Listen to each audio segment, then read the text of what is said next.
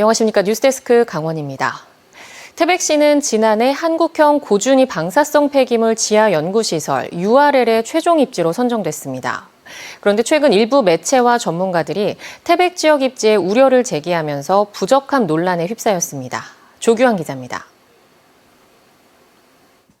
태백시에서 유치한 한국형 고준위 방사성 폐기물 지하 연구시설은 지하 약 500m 깊이에 들어설 예정입니다. 실제 고준위 방사성 폐기물을 활용하지 않는 순수 연구시설입니다. 논란의 핵심은 이 연구시설을 지을 입지의 지질 요건입니다. 우리나라 지질 암석은 상당 부분 화강암인데 태백의 입지에선 다른 암석들도 확인되고 있습니다. 원자력 환경공단은 고준위 방사성 폐기물 처분용 구조물을 설치할 예상 깊이인 지하 500m 구간엔 화강암들로 이뤄져 충분하다는 입장입니다.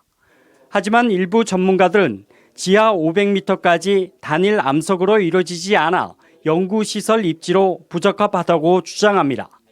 방사성 폐기물이 흘러나왔을 경우에 그 암종의 크랙을 타고 흘러나가게 되거든요. 이런 것들을 URL을 통해서 확인을 하고 그 결과를 데이터로 활용하는 거예요. 연구 처분장하고 굉장히 유사한 조건에서 실험이 수행되어야 하거든요. 이 때문에 최종 처분 시설을 지을 때 동일한 환경에서 연구시설이 또 만들어져야 해 예산 낭비라고 지적하고 있습니다. 이에 대해 원자력 환경공단은 핀란드와 일본 등 해외 사례를 봐도 다른 암석들로 이루어진 곳에서 시설을 운영하고 있다고 해명합니다. 그러나 이에 대해서도 일부 전문가들은 의견을 달리합니다. 태백 URL을 가지고 연구만 하겠다. 그건 맞아요. 연구하면 됩니다. 그렇지만 연구 처분장을 건설하기 위하여 필요한 자료를 생산해내겠다. 그럼 틀립니다. 태백 지역은 오래전부터 광산 개발 때문에 지하에 인위적인 굴이 있는 점도 부적합 이유로 제기되고 있습니다. 여기에다 태백 지역이 선정된 배경엔 정치적인 이유가 깔려 있다는 주장까지 나오고 있어 논란은 쉽게 사라지지 않고 있습니다. MBC 뉴스 조규환입니다. 강원 영동 지역은 계속된 가뭄으로 농업용수가 부족하고 식수 공급마저 제한해야 하는 위기를 겪고 있습니다. 속초시는 3년 전부터 운영 중인 하천 지하댐 덕분에 걱정을 덜고 있는데 전국적으로도 지자체 10곳에서 지하댐이 추진 중입니다. 김영호 기자입니다. 양양과 속초의 경계에 있는 쌍천. 며칠 전 내린 비로 하천에는 시원스럽게 물이 흐르고 있습니다. 설악산 국립공원에서 시작하는 쌍천은 상류의 해발 고도가 132m로 많은 비가 와도 하루 이틀이면 바다로 빠져나가 버립니다. 하천 바닥이 암석으로 돼 있어서 스며드는 양이 많지 않습니다. 쌍천 하류에서 하천물을 취수해 식수로 공급하는 속초시는 과거에는 만성적인 물 부족에 시달렸습니다. 그런데 3년 전에 쌍천에 설치한 지하댐을 비상급수로 활용하면서 이제는 상황이 달라졌습니다. 집수정과 주변의 지하 관정이 하루에 뽑아 올릴 수 있는 물의 양은 15,000톤가량입니다. 이곳 지하댐은 속초 시민과 관광객들이 한 달 넘게 사용할 수 있는 물의 양을 저장하고 있습니다. 속초 지하댐은 정부의 자연재해 위험지역 정비사업으로 건설된 국내 1호 식수 전용 시설입니다. 하천을 가로질러 평균 깊이 7, 8m의 물막이벽을 설치하고 제방에도 길이 971m, 폭 2m의 벽을 세웠습니다. 이렇게 했더니 60만여 톤의 물을 하천 바닥에 가둘 수 있게 됐고 대형 집수정 2곳에서 하루 7,000톤의 물을 확보할 수 있습니다. 비가 왔을 때 좀 가두는 효과를 좀 얻기 위해서 저희가 지하댐을 개발을 하게 됐죠. 지하로 구멍을 뚫어서 그 구멍 안에다가 벤토나이트 용액을 넣어서 그 공극을 메우는. 해마다 제한급수에 식수난을 겪어왔던 속초 지역 주민과 음식점들은 지하댐 운영 이후 상황이 크게 달라졌다며 환영하고 있습니다. 올해 같은 경우에는 가뭄이 무척 심했어도 속초에서 이제 지하댐을 해가지고 전혀 물난리 걱정 없이 아무 물 걱정 없이 아주 잘 쓰고 있습니다. 공사 추진 과정에서 주변 농지의 농업용수 확보에 어려움이 예상된다는 우려가 있었지만 현재까지 큰 문제는 없습니다. 속초를 시작으로 현재 전국적으로 10여 곳에서 지하댐 설치가 추진되고 있습니다. 환경부는 지하댐 설치가 가능한 곳도 전국 79개소에 달한다고 밝혔습니다. MBC 뉴스 김용호입니다. 올해 강릉시가 독립영화관 신영극장과 정동진 독립영화제 지원 예산을 대폭 삭감하면서 지역의 영화문화 생태계가 크게 휘청였습니다. 올해 27회를 맞은 정동진 독립영화제는 어려운 여건 속에서 영화제 위상과 명맥을 유지하기 위해 다양한 준비를 하고 있습니다. 올해 정동진 독립영화제 이모저모를 박은지 기자가 정리했습니다. 8월에 열기가 가득한 한여름밤, 작은 초등학교 운동장에 스크린을 설치하고 밤하늘과 바다를 벗삼아 펼쳐지는 강릉 정동진 독립영화제. 1999년부터 시작돼 27회를 맞은 올해 영화제 준비는 유난히 험난했습니다. 강릉시가 신영극장과 영화제 예산을 기존 대비 30% 이하로 대폭 삭감하면서 영화제는 물론 지역 문화 생태계 전반에 큰 충격을 줬습니다. 정동진 독립영화제 사무국과 신영극장 사무국이 동일합니다. 그래서 사실상 영화제 예산이 삭감된 거나 마찬가지인 상황이어가지고 이거를 강릉시와 충분한 설명을 드렸음에도 불구하고 다행히 영화진흥위원회에서 1억 원가량 지원을 받고 기업 후원도 확대하면서 일단 올해 행사는 차분하게 준비되고 있습니다. 그 어느 영화제보다 젊은 창작자와 젊은 관객들이 사랑하는 영화제라는 점이 어려움을 이기는 힘입니다. 정동진 바닷가 앞에서 그 야외에서 이 수천 명의 사람들과 함께 그 밤에 이렇게 상영되는 이 경험을 하게 됐을 때 그 경험을 잊지 못하고 계속 추억하고 가보고 싶은 영화제가 항상 되어 있는 것 같아요. 그래서 올해 작품 공모도 1,200편 넘게 접수됐는데 낯선 독립영화의 매력을 일반 관객이 느낄 수 있는 27편이 엄선됐습니다. 모든 상영작에 한글 자막과 수어 통역이 지원되고 장애인 전용 차량, 셔틀버스도 확대됐습니다. 기후위기에 대응해 쓰레기 없는 친환경 영화제 운영도 이어갑니다. 영화제 기간 관객 조사를 통해 지역 문화는 물론 관광, 축제 등 전반에 미치는 효과도 확인할 예정입니다. 우리가 좋아서 한 일이지만 우리만을 위한 영화제는 아니다. 강릉의 문화 뭔가 저변 확대는 물론이고 전국에서 우리가 차지하는 역할이 그렇게 쉽게 쌓아온 것이 아니다. 이런 거를 좀 홍보하고. 2025 정동진 독립영화제는 이달 말까지 역대 우수작품에 대해 강릉 곳곳에서 순회 상영회를 열고 8월 1일부터 3일까지 정동초등학교 운동장에서 변함없이 관객들을 만날 예정입니다. MBC 뉴스 박은지입니다. 올여름 역대급 폭염에 기습 폭우까지 기후변화가 심상치 않은데요. 강원도 춘천에서는 처음으로 열대과일인 바나나가 열렸습니다. 김세정 기자입니다. 춘천 도심의 한 화단에 넓은 잎을 뽐내며 바나나 나무가 서 있습니다. 잎사귀 아래엔 아직 연글지 않은 녹색 바나나가 달렸습니다. 10개가 넘겠는데 야, 춘천에 이런 게 난다는 게 신기한 일이네요.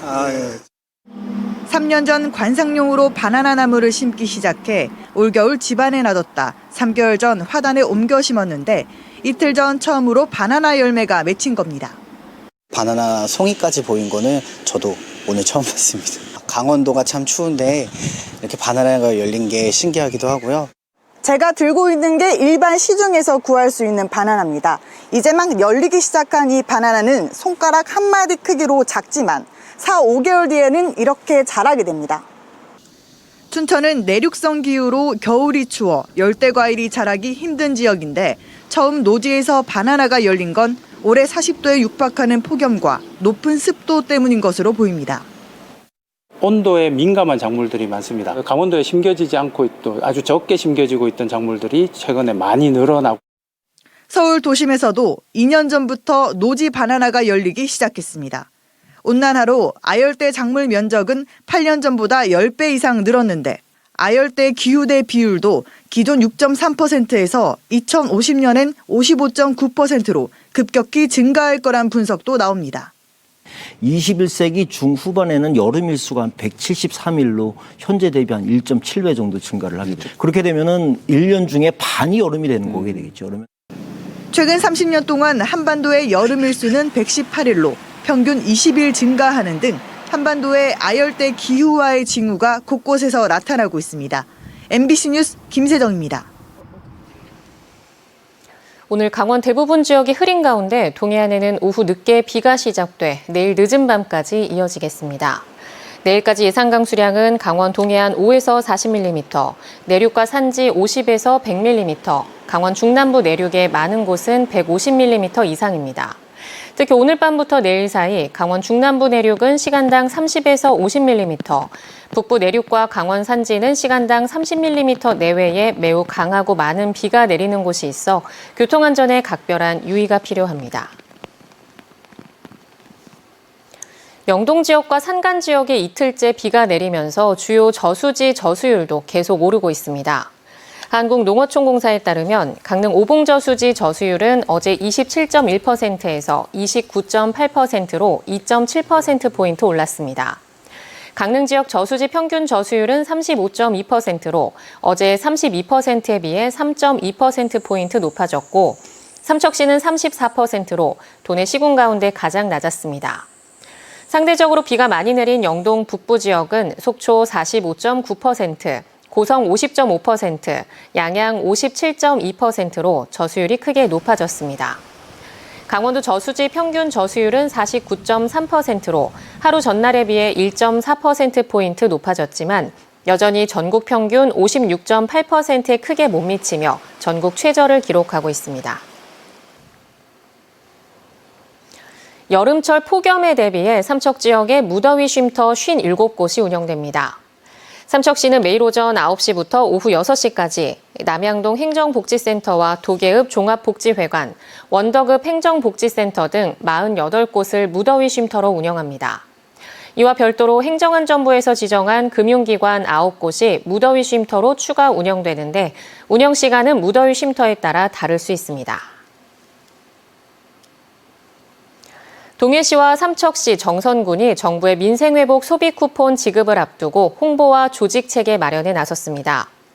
동해시는 21일부터 신청 가능한 1차 지급에 18만 원부터 43만 원, 9월 22일부터 신청하는 2차 지급에 상위 10%를 제외한 시민에게 10만 원씩 추가 지급한다며 홍보에 나섰습니다.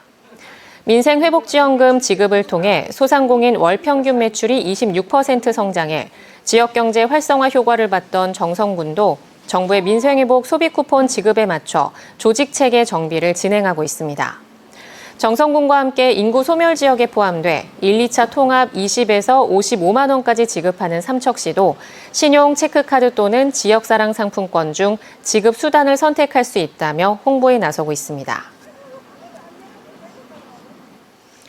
의료 취약지인 태백 시민들의 의료복지 확대를 위한 업무 협약식이 열렸습니다. 태백시와 서울시 강남구의 봄브릿지 병원은 오늘 의료복지 확대를 위한 업무 협약을 맺고 태백시민 진료비 우대와 무료 순회 진료 등을 약속했습니다. 태백시는 앞으로 지역 주민에게 협약 내용을 알려 열악한 의료 환경 개선에 노력한다는 방침입니다.